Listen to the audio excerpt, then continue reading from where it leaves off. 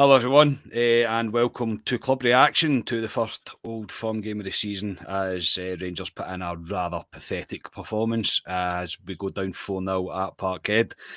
Yes, I am Scott Carney, and joining me for this rather thankless task is Ryan Haymarsh. Ryan, mate, I'm not even going to ask how you are. It's the highs and lows. Absolutely flying yesterday, obviously with the press pass during the week and stuff, and back to earth with a bang, mate.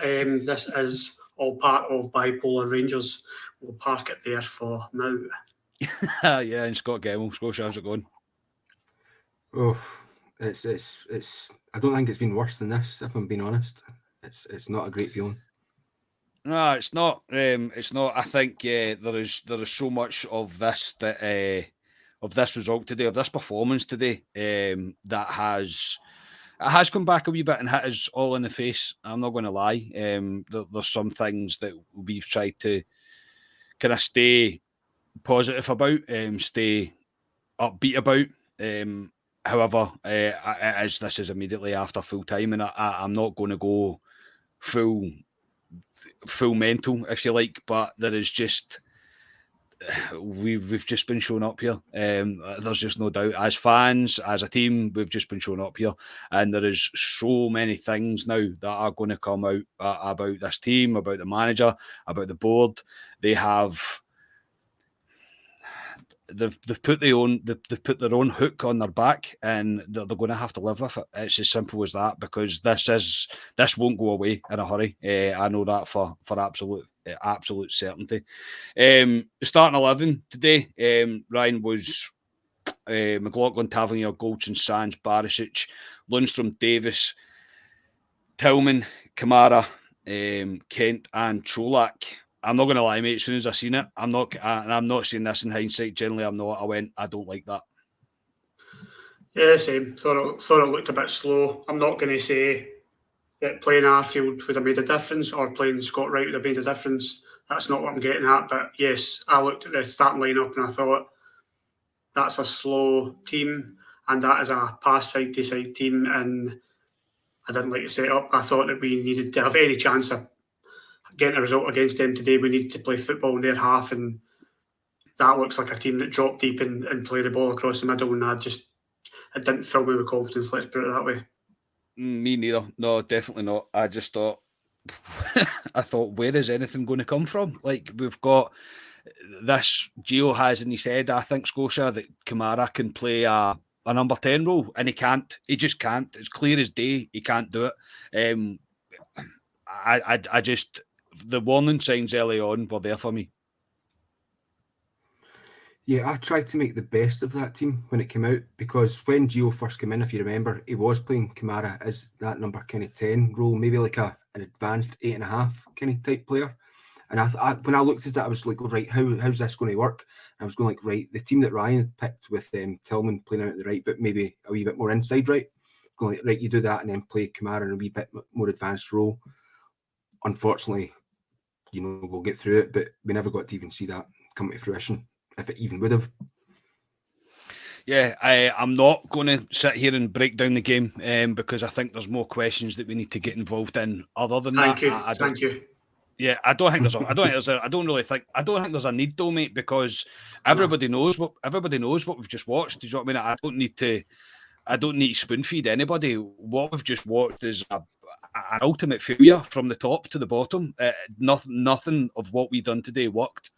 We were caught out by a team that were switched on, that looked hungry, like they wanted to prove a point, and we were lackluster, slow, pathetic in our efforts, pathetic in our application of the game. Whatever that game plan might have been, I honestly have not got a clue. I think I seen the stats just before we come up and done this there. It was like 2 shots on target in 90 minutes. I mean, it's just nowhere near good enough.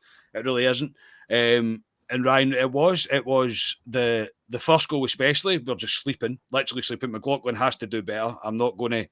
Again, I know McLaughlin's going to get flung under the bus, and probably quite rightly, because that fourth goal was unacceptable in every fucking way that every way you want to play it. But the first goal, we should do better. But before that, it was a quick corner. I know it initially came from the throw in the goal, but from that quick corner, we were rabbit and headlights stuff, mate. We couldn't. It was like, how dare you take a quick corner against us? And all of a sudden, there was just this moment of panic. And even the second goal, mate, look, it's a cracking finish. It generally is. I'm not going to, again, credit where it's due. It's a cracking finish. It really is.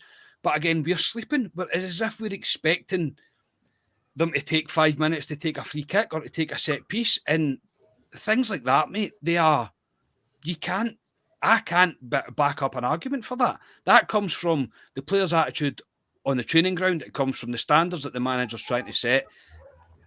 And we failed at it, ultimately.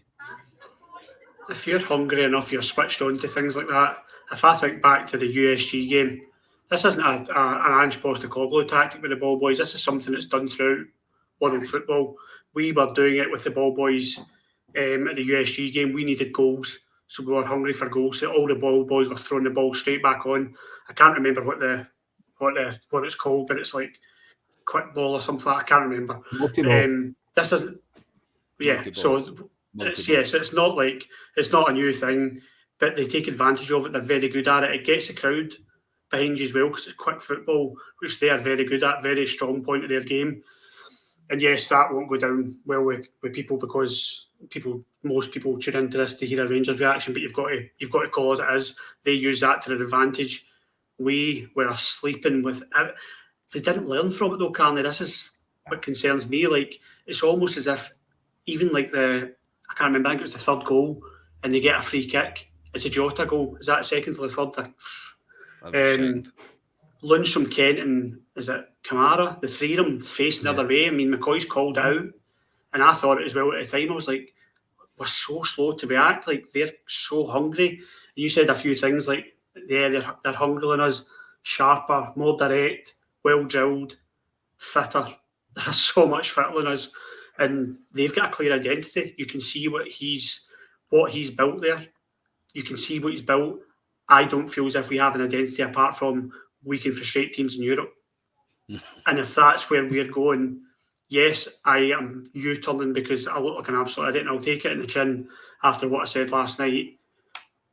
Maybe hope more than anything else. But the first goal just summed Rangers up. They were not on it, not switched on, not at the races. Not at the races whatsoever. Nowhere near it, Scotia. And we've said it before. I think it was the USG game that we started to speak about it, that I struggle to see what the identity of our team is. And honestly, today, I don't know what Gio was trying to do. I can't understand. Was he trying to contain them? Was he not trying to contain them? I've really got no idea. But having Kamara, who, I mean, sometimes will track, will not. Davis, who he can't keep up with the pace of the game, in my personal opinion. So I struggle to see what Gio was trying to do. And from the second goal, mate, the third goal was inevitable. I genuinely believe that. I thought this will probably be 3-0 by half time because the defence was shot, absolutely shot. And the third goal was just, as you're watching it, you're going, of course it goes through McLaughlin's legs. Of course, that's what's going to happen. But again, all of this comes back, mate, to what is Gio trying to do? It kind of comes down to what we were speaking about last night about the transfer window, and do we need a central midfielder in there? Do we need someone that can play domestically? Yes. And we definitely do. Yes, we do. We would have hoped that would have been Ryan Jack, but like we've said, Ryan Jack's not really got up to the speed of things, and clearly Gio doesn't think he's getting up to the speed of things if he's given him 90 minutes in the legs to play centre half against Queen of the South. So it's frustrating. I'll come back. Ryan, we laugh about this, but earlier on in the transfer window, Ryan was going like, oh, let's get Lewis Ferguson from Aberdeen. That wouldn't be a bad option for a player like that to play domestically for us, because a guy that knows league, he's not a mouth-watering signing, whatnot, but he'll get the job done for you. There's this kind of dichotomy that you need to have between Europe and domestic that we've never been able to do. We couldn't do it in the 90s because it was all about domestic stuff and nothing about Europe, really. And right now, we're in the opposite side of that, not having anything domestically really going our way, and Europe, we're a different animal. It's so frustrating. Like, can I kind of talk about the first couple of goals? Go for it. Unfortunately, we conceded.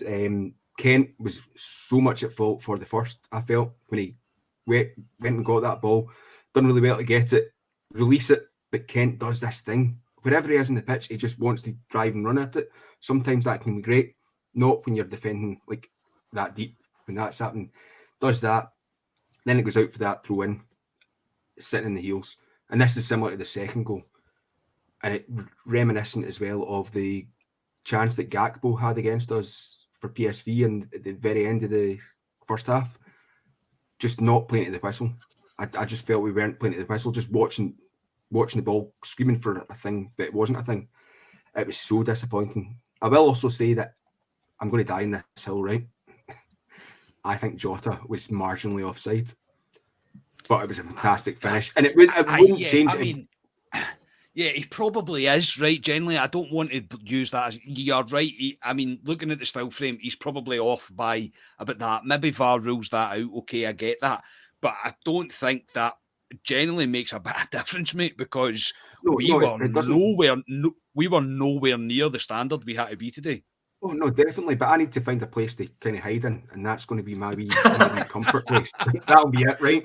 So I just want to say because it was a fantastic finish from Jota for their second. I must say, because I know we'll come on to McLaughlin more for next. I mean, we could go full meltdown, just start calling the referee and that, and say he cost us the points. We could go that way if you want. no, definitely not. I know. I'm from the good side of Glasgow, Ryan. Yes, indeed. I 3-0 at half time. It's over. The game's over, and you can call me defeatist if you would like. The game is absolutely over. There's not a chance that we were going to do anything. There really isn't. And the second half was just. I mean, honestly, there is just. We spoke about the transfer window last night about okay, we did our business early, etc. We've got 7 players in, etc. By the time our substitutions were made, there was not one player of them 7 on the park. And who is kidding who? Genuinely, who is kidding who? There is just so many flaws in the team. I think, Ryan, to me, see when you're taking off Tillman, and look, Tillman was awful. I mean, honestly, shockingly bad. He really was. But see when you're taking this, no disrespect to Scott Arfield, but see when you're taking Tillman off, a player of his calibre, a player of his potential and what he could go on to be, and you're replacing him with Scott Arfield, mate, there's problems in this squad. And we were kidding ourselves on when we were saying that there isn't. I mean, I said to you before we come on, like we've got egg in our face because of what we were saying last night. But if you take it into perspective, the window was closed. What else are we supposed to say? We did all say we would have liked signings in. Mm-hmm. But what are you supposed to say? You're supposed to come on and rant and sound like an idiot and no, we should do this, do that. What I did say was, and I know you would agree with me, is Van Bronckhorst obviously thinks that he's resolved this problem at the back and the team not creating chances going forward. It looks as if he hasn't. Far from it. Mm-hmm. Far from it. And Tillman is supposed to be this player. I think it was Ali Cole players as a tin opener. He's supposed to be a tin opener. You need to take a tin opener out the drawer to use it. He didn't get out the drawer the day. Tillman, he was literally walking about the park. Did he want to be there? I don't know. I see him sometimes at Ibrox and I do like him, but he loves a walkabout. Mm-hmm. In an Old Firm game, I can't remember many players at all who'll get away with just walking about the pitch. He had zero energy today and close to a disgrace. I know that's extreme. Close to a disgrace for me. I don't like seeing that in Old Firm. I don't like seeing that in a Rangers jersey in any game, but that was very hard to watch. Arfield, I like Arfield as a squad player. When it comes to your 3-0 down an Old Firm game, what you want for Arfield? What you looking for him to do? Are you looking for him to leave one on somebody? Because he'll do it. If you ask him, he isn't going to bring you back into the game. He's not that player who's going to change. He's not a game changer. And I thought it was unfair. I just didn't think that was the right sub. Who would be the right sub? I don't know.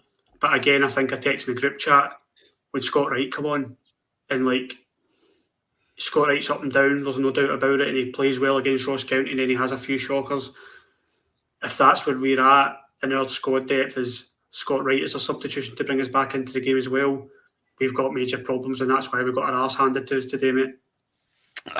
Mate, I cannot disagree with a word of that. Honestly, I can't. It's pretty much sums up exactly how I feel.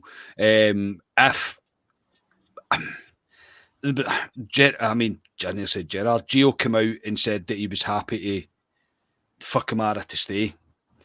I can only presume it's for Europe.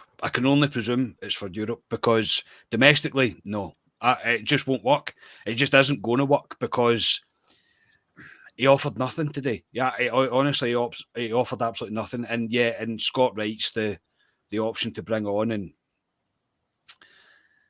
I mean, I feel bad because I don't think anybody, the whole team, the whole management team, everybody deserves the whipping just now. But Scott Wright is not the answer. He just isn't the answer. And it's no fault on his. You can't really fault somebody for the lack of ability, but it's just not for me. Yeah, it isn't just. I just don't think he's going to be up for it. Scotia will come on to the fourth goal. You actually texted in the group chat, mate, and said, Scott Carney, you said that this would happen to us. Yeah, I did say it would happen. This is that it was inevitable that this was going to happen. However, I thought it would be less stupid the more it was. I don't know what McLaughlin's thinking here. Honestly, I don't. That's panic stations for me. That's a complete rock bottom of morale within that whole team. That pass that he played, and yet for them to make it 4, mate, it didn't really make a difference if it was 3, 4, or 25, mate. It didn't make a difference.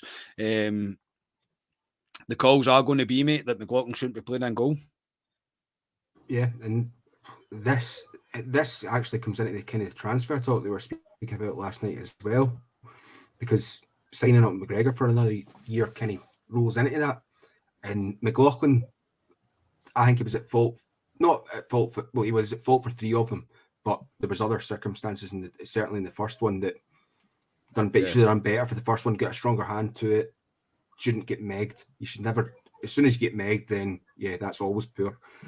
And what he was doing for that fourth one, it was bomb scare stuff. Like you say, if you're going to play out from the back, things like that are going to happen. When teams press you high, it's going to happen. We were advantageous with it against BSV. Yep. Unfortunately, it's come today on the end of an absolutely, let's be honest, an absolutely embarrassing performance. And it just, that way it just makes you feel even worse about the result. McLaughlin will rightly get slagged. But because we've got McGregor there sitting, so we're going to have this conversation now probably for the next week. Up until we play Ajax on Wednesday. Mm-hmm. It's going to be, well, should McGregor be back in? And it's not the kind of situation you want, I don't think.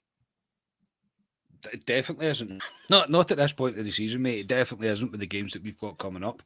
The game finishes with Rangers whimpering through the rest of the half as they did the entire game. If I'm going to be honest, Ryan, there's no doubt in my mind with us that the players and the management staff take the blame for this performance today. It is their fault. It's not good enough. It's nowhere near good enough. It generally looks like Gio's not learned anything at all. However, there is going to be backlash, mate, that the board decided not to go into the transfer market.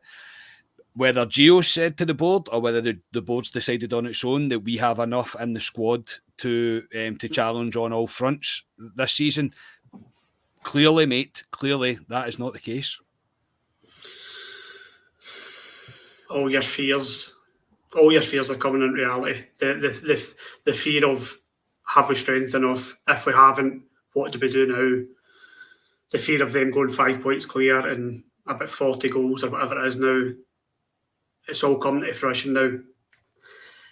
And we've got to face it, and the club as a whole, from the board to the management to the players, need to take the responsibility. And I don't know if it was Jordan Campbell or someone tweeted, and it was one of the goals. I think it was Jota's, and just before that, maybe Abada, someone had a chance, and McLaughlin made a save. And apparently, and I have seen this for years, you know where I sit, I have seen this for years. Apparently, after that chance, Tavernier and Goldson spent the next 5-10 seconds shouting and blaming each other for who'd given the chance away, instead of ownership and standing up and taking responsibility. And for me, that's an issue running right through the club at the moment. Somebody is not taking ownership of where the club's going and what we're doing on the park and what we're doing off the park. The priorities are wrong. They're imbalanced. Edmiston House is a big thing because we'll get revenue from that. The Blue Sky Lounge is a big thing because we'll get revenue from that. Rangers winning on the pitch is the big thing. The rest is a sideshow for me. And I said last night that I think there's a sense of that if the shareholders want to recoup their money, do we really need to do that now? Is now the time? Because I do feel, looking back today, obviously is a hard one to take, I do feel domestically since 55 we've stood still and they have strengthened and they look, I hate saying it, they look better this season than they did last season. They look as if they've got a bit more depth now. And it's worrying. It is extremely worrying. And if the club think that I'm happy to toddle along to a Champions League game and never mind about the league or the cups, they've got another thing coming, because that does not satisfy me as a Rangers fan. This doesn't even get close to satisfying me, mate, as a Rangers fan. Generally, it doesn't. And yeah, we don't often, it's maybe not praise, but I generally don't like to speak about Celtic, because I always believe that it's about us. I always believe it's what we do, and I still stand by that right now, that it is about what we do. It's not really about what they do, but what they have done this time round over this window, over the last window, is more than we have done. Their depth compared to ours is gigantic. I mean, it really is. And that's the perfect example is Scott Arfield coming on for Tillman. It's not a comparison. Like they're not the same type of player. So Carney, it is. Yeah, it's evident. Yes, Scotia. On that, I was listening to the very start of it when it hit 11:30, turned it on, going like, yes, let's get ready for this. And McFadden get asked that question, and James McFadden said, I think that the squad's equal 11, very similar, but he reckoned that Celtic have more strength and depth in the kind of positions you need to. And that was, you were speaking there about Arfield coming on. It was shown up with Kyogo going off within 4 minutes, and the Giamakis coming on. Aye, and the guy's like a goal scoring machine, man. Do you know what I mean? Yeah, it's like, so, that's what I mean. Boys, I would argue that. I would argue that now. And I know it's not staunch, and I know it's not what we want to hear. I would argue that because I see Abada as a goal scorer. I don't see Ryan Kent as a goal scorer. I see Jota as a goal scorer. I don't think we've got another winger.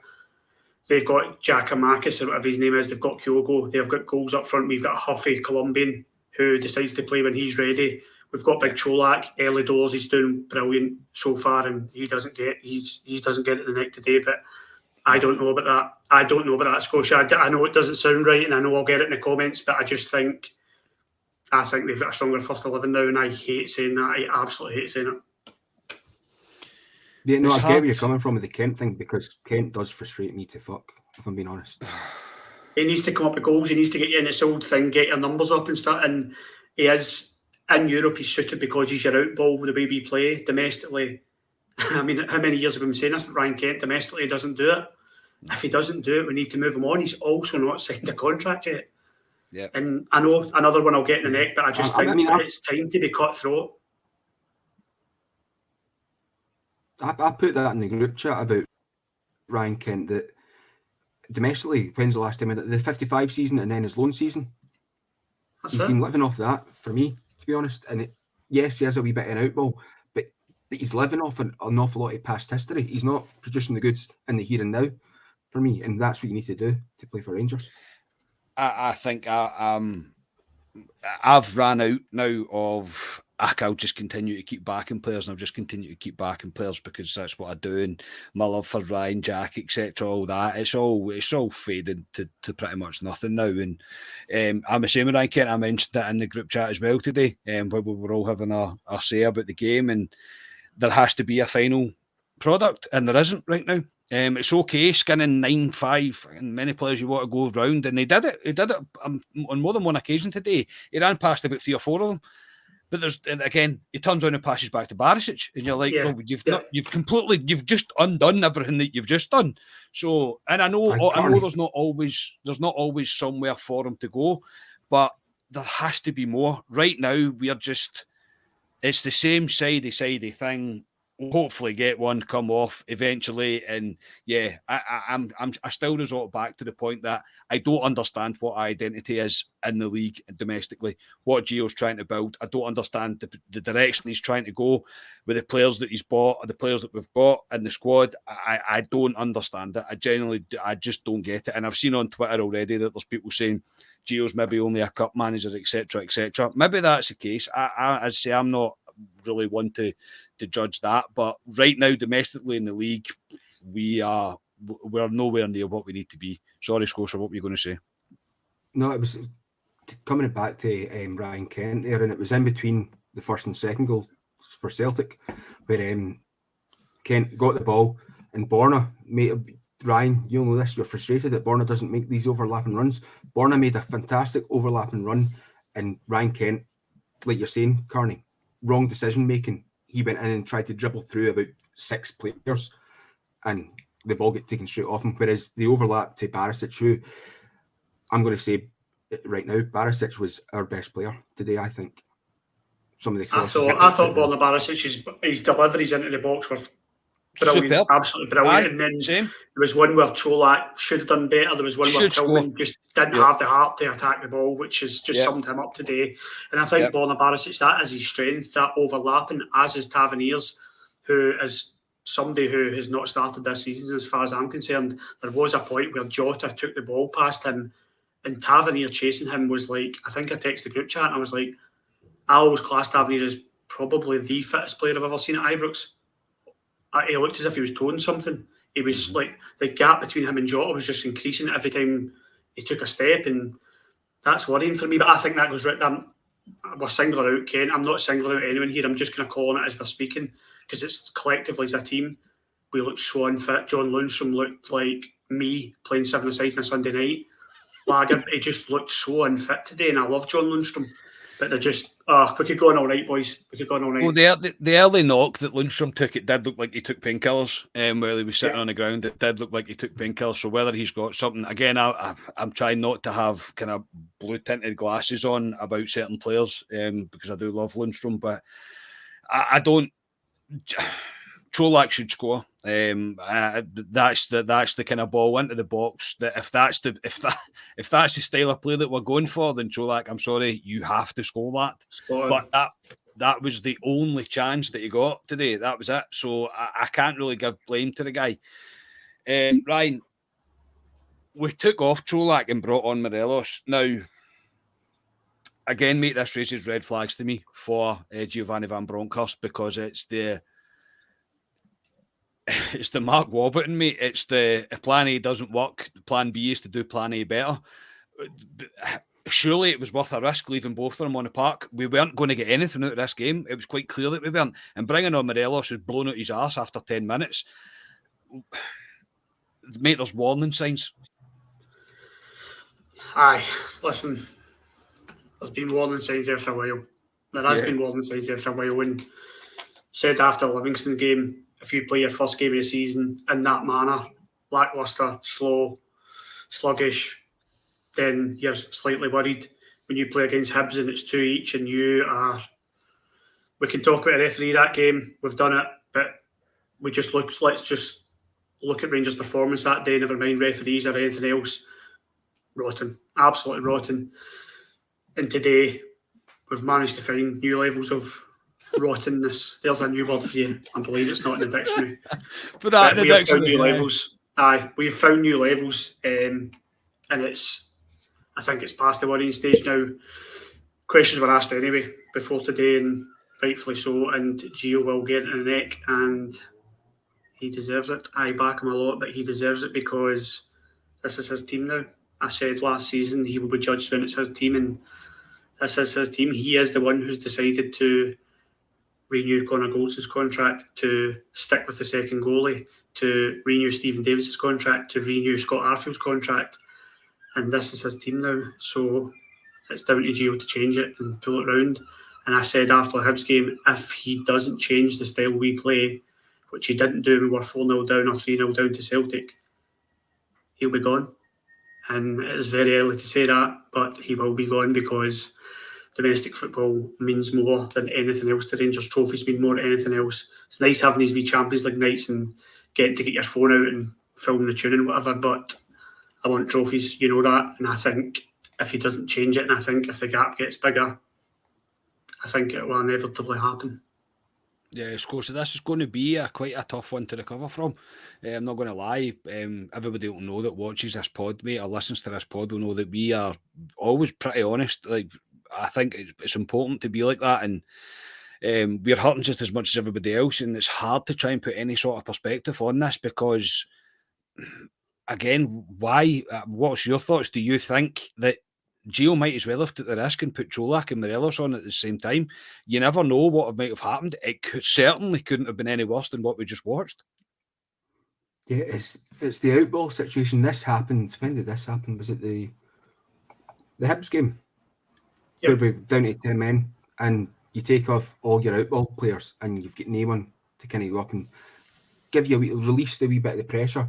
Keep both of them on, because I honestly just want to just see if it even clicks into gear, because it might, you never know that if you play Morelos out on the right hand side and then suddenly they find themselves in a 4-4-2 situation, lo and behold, Rangers are bringing back the 4-4-2, because that would be fantastic for everyone from the 90s generation watching football, wouldn't it?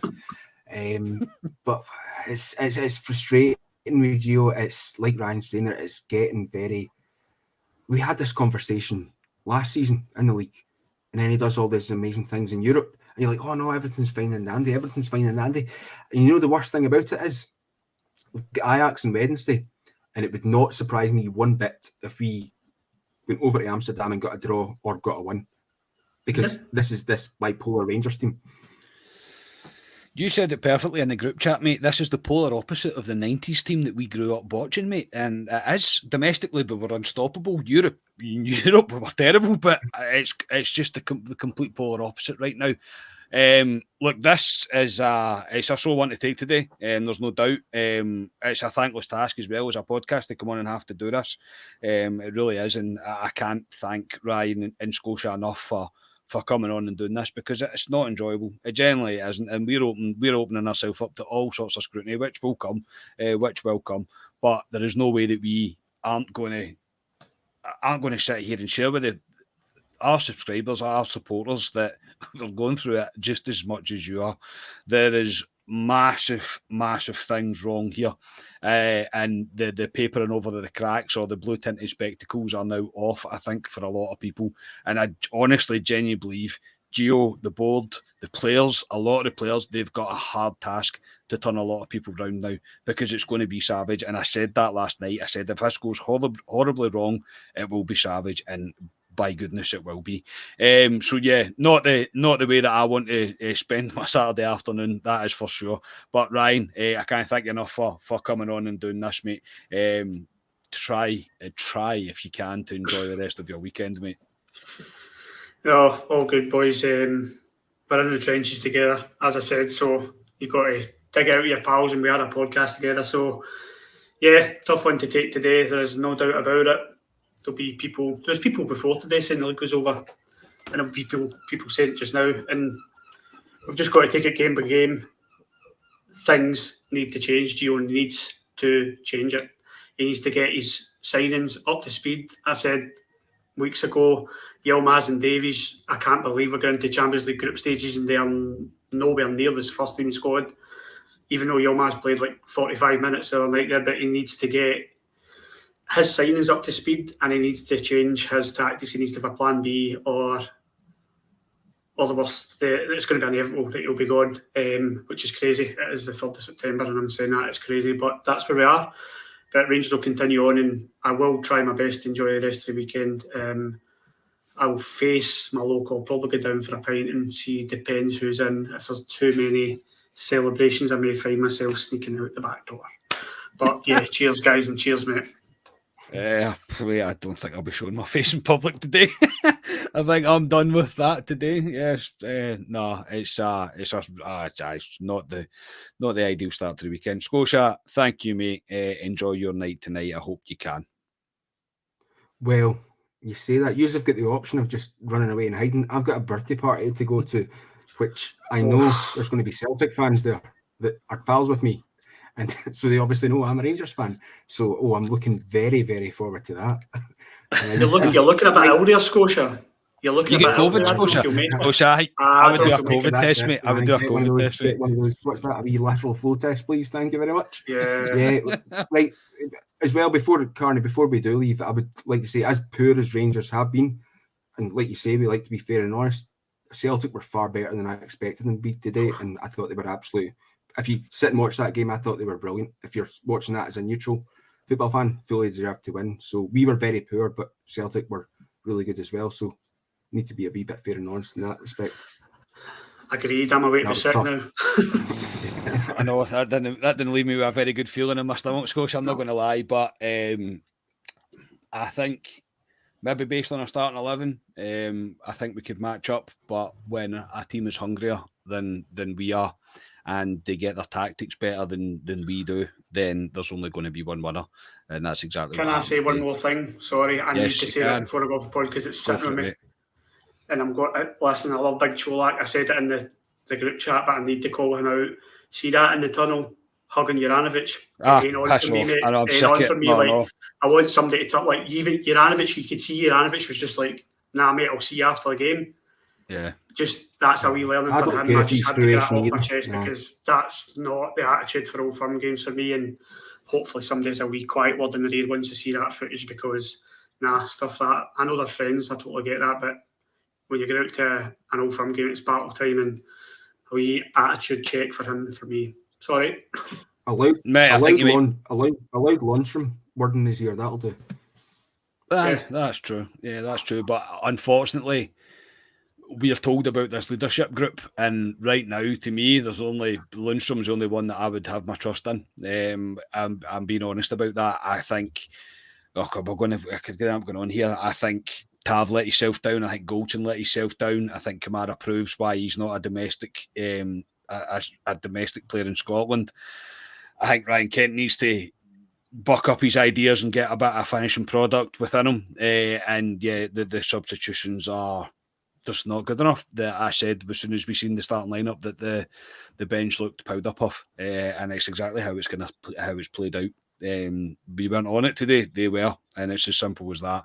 The board, the manager, and the players need to take responsibility for today, but the board and the manager and Mr. Ross Wilson, as much as we like to praise him at times, they're going to need to answer questions. They both have to come out and have some form of communication with the supporters about what's went on here and why this is decisions to be made not to strengthen the squad, because if not, I feel the worst for them. I really do feel the worst for them.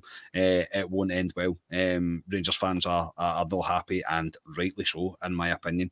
Thank you if you've managed to make it to the end of this podcast. I really do appreciate it, genuinely. It's not an easy one to do. We will be back on Tuesday. We'll try and pick ourselves back up as we look ahead towards the Ajax game. Obviously, there'll be probably a wee bit more backlash from this. We'll go through that as well on Tuesdays. We do Club Dead Corner. So yeah, if you can, please do like the videos. Please do subscribe to the YouTube channel. I promise it will get better. I promise you it will get better. We are Club at 22, the Rangers podcast, and I will speak to you all on Tuesday. Cheers, everybody.